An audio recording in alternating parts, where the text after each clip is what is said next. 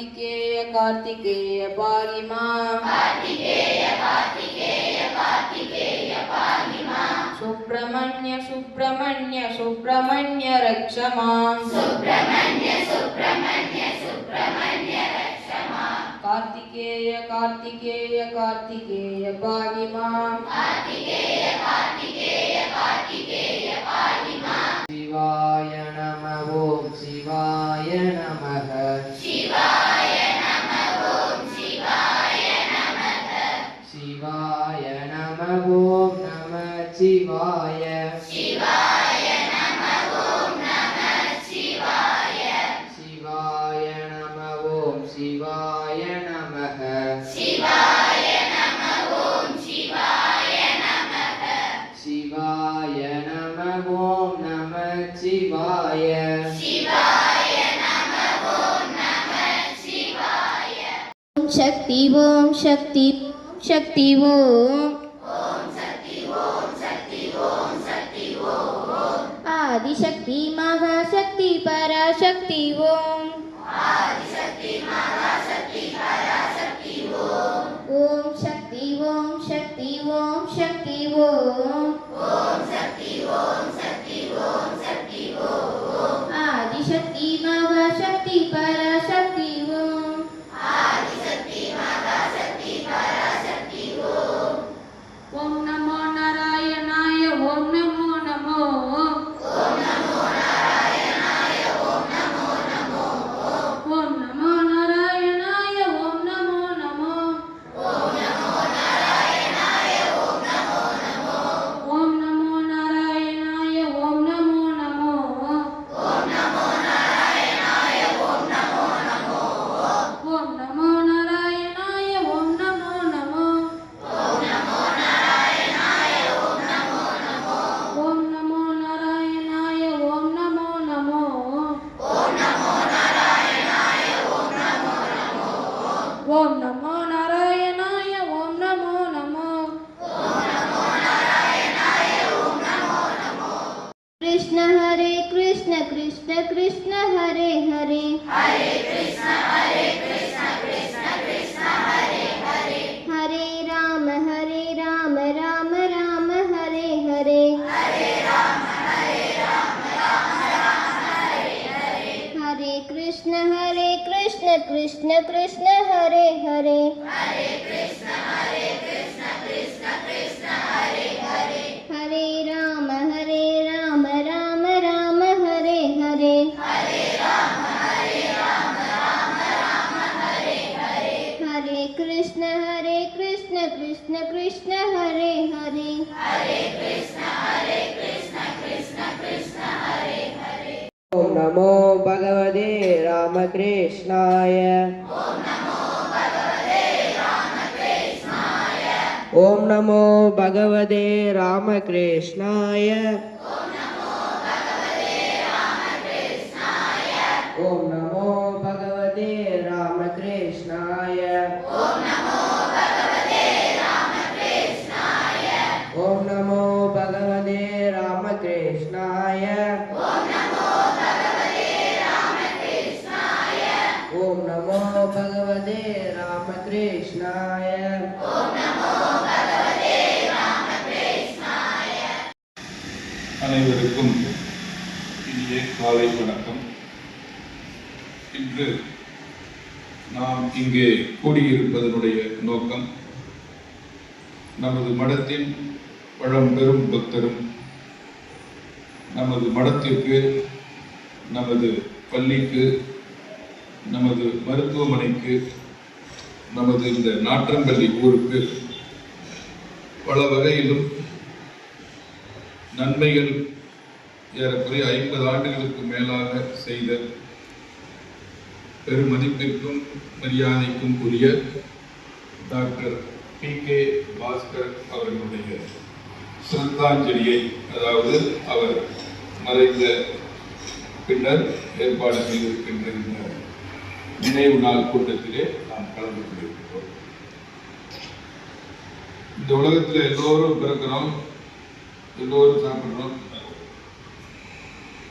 எல்லோரும் வேலை செய்கிறோம், எல்லோரும் வாழ்க்கைக்கு வேணுங்கிறதெல்லாம் செஞ்சுக்கிறோம், எல்லோரும் ஒரு நாள் செத்து போயிடும். அப்படி இல்லாமல் சில பேர் தான் வாழ்ந்து மறைந்ததற்கு பின்னாடி ஒரு அடையாளத்தை கொண்டு செல்வார். அதுபோல இந்த உலகத்தில் சிறப்பாக வாழ்ந்து உயர்ந்த வாழ்க்கை வாழ்ந்தவர்கள் வான்முறையும் தெய்வத்தில் வைக்கப்படும். அதுபோல இவர் டாக்டர் பி.கே. பாஸ்கர் நாம பார்த்ததில்லை, நாங்களாம் பார்த்துருக்கோம். இந்த நாற்றம்பள்ளிக்கு நம்ம ஊருக்கு நமது மடத்திற்கு எல்லையில்லாத தொண்டு புரிந்தோம். அவருடைய நினைவஞ்சலி செலுத்துகின்ற மூலமாக இன்றைக்கு நாம் இங்கு கூடியிருக்கின்றோம். சென்னையிலே அவர் பிறந்தார். அவருடைய அப்பா பெயர் கோதண்டராம்.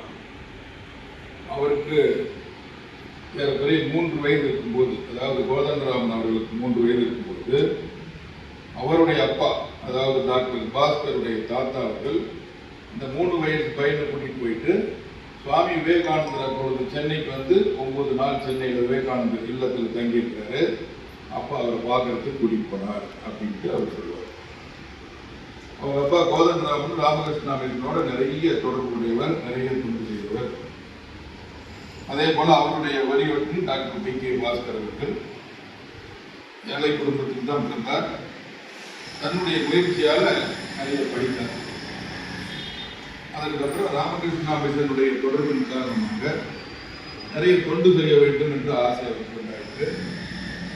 ஒரு பக்கம் சென்னையிலே இருக்கின்ற ஒரு மிக பெரிய நம்பர் 1 டென்டல் சர்ஜன் அவர்கிட்ட வைத்தியம் பார்க்காத பெரியவர்களே யாரும் அரசியல்வாதிகளோ அல்லது அரசாங்க அதிகாரிகளோ அல்லது சினிமா துறைகள் இப்படி எல்லாம் பெருசு பெரியவங்க இருக்கிறது அவருடைய மணிக்கணக்காக காத்திருந்து அவர்கிட்ட வைத்தியம் பார்க்கிறார். நமது மடத்தில் இந்த துறைகள் ஏறக்குறைய ஒரு 400 பேருக்கு மேல அவர் பல் மருத்துவம் பார்த்துருக்காரு. பெரிய பெரிய சாமிகள் தான் அது வரப்போகுது. அவருடைய வாழ்க்கையில் அவர் பெற்ற பேரு மிக மிக உன்னதமான மகான்களோடு வாழக்கூடிய ஒரு பாக்கியம் இருக்கிறது. அவருக்கு குருநாதராக இருந்தவர் ஸ்ரீமத் சுவாமி யதீஸ்வரானந்தஜி மகாராஜ். அவர் நம்ம சங்கத்தில் மொத்த ராமகிருஷ்ண இயக்கத்திற்கு உதவி தலைவராக இருந்தவர். மிகப்பெரிய மகான். அவருக்கு கீழே இருந்து அவர் மந்திர தீட்சை வாங்கக்கூடிய பெரும் பேரை டாக்டர் பாஸ்கர் அவர்கள் பெற்றிருந்தார். அதற்கப்புறம் தன்னுடைய ஆஸ்பத்திரிக்கு யார் யாரெல்லாம் வர்றாங்களோ அவங்க கிட்ட பூரா சுவாமி விவேகானந்தருடைய கருத்துக்களை சொல்லிக்கொண்டே நமது நாற்றம்பள்ளியில் அப்ப சுவாமி சர்வஜானந்தஜி மகாராஜ் என்ற ஒரு மிகப்பெரிய மகான் இருந்தார். அவரால் கவரப்பட்டு இந்த சின்ன ஊர், இப்ப நாம் பார்க்கிற நாற்றம்பள்ளி ஒரு பெரிய டவுன், அப்போ ஒரு சின்ன கிராமம்.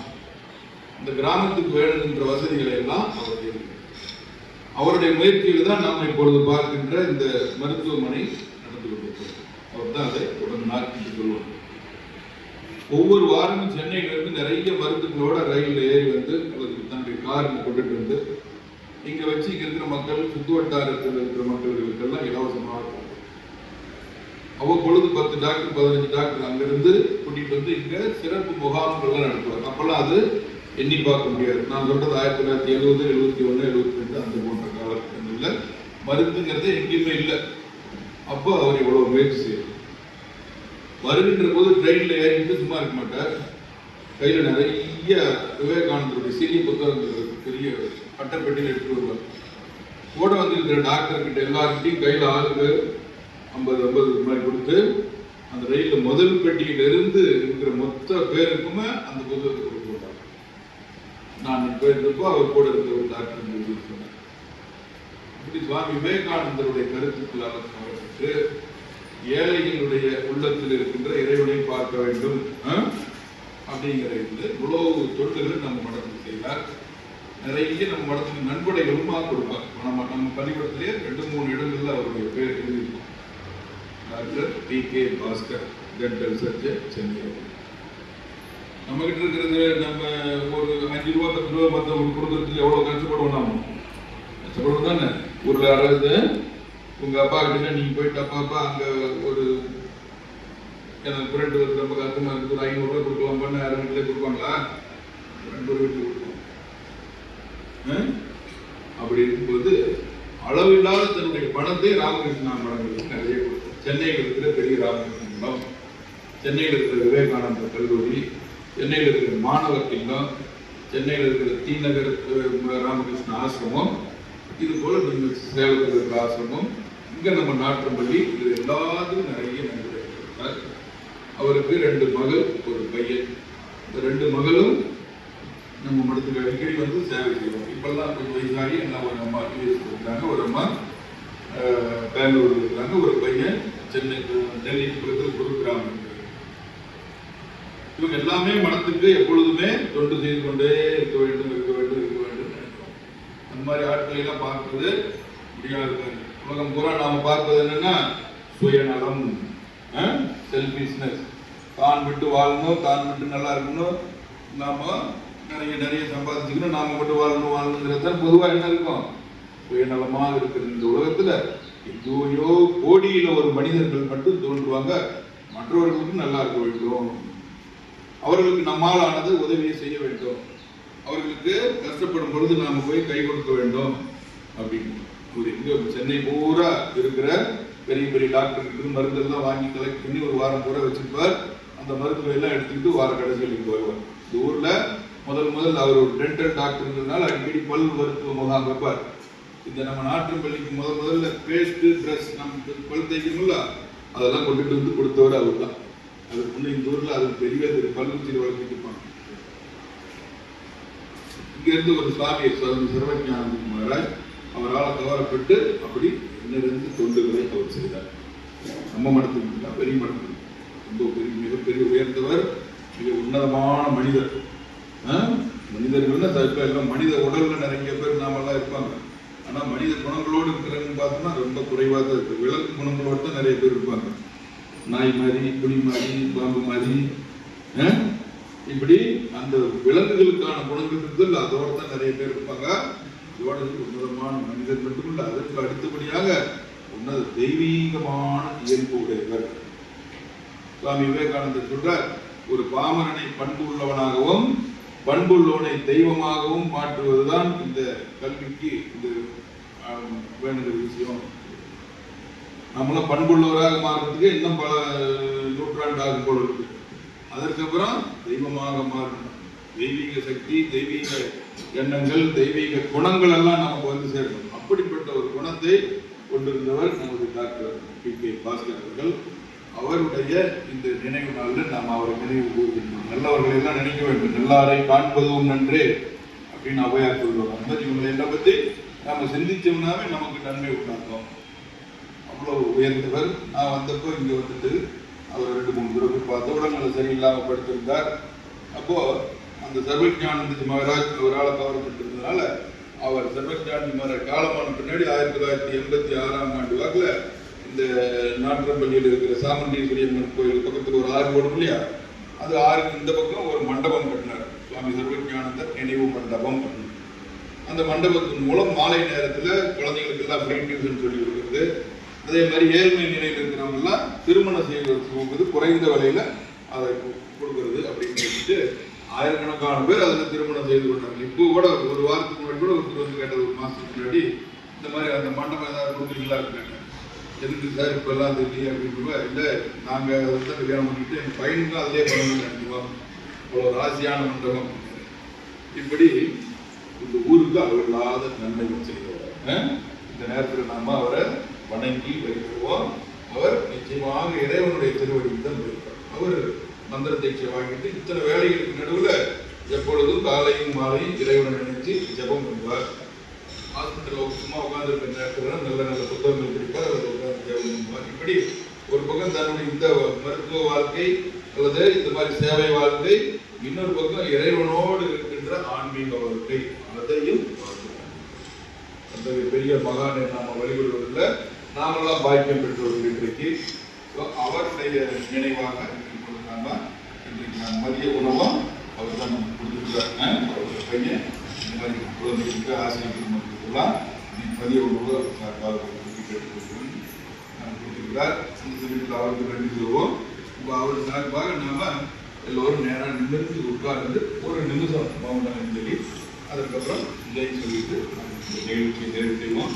அவர் பகவான் ஸ்ரீ ராமகிருஷ்ணர், அன்னை ஸ்ரீ நாரதராகிய சுவாமி விவேகானந்தர் ஆகிய தெய்வ திருமூலருடைய பூர்ண அருளை அவர் பெற்றிருக்கிறார். இருந்தும் அவர்களுடைய திருவடிக்கே அவர் சென்று சேர்ந்து மீண்டும் பிறவாத நிலை அடைய வேண்டும் என்று இந்த நல்ல நாளிலே ஆசிரியர் ஒரு மௌனம் என்று சொல்லுங்கள்.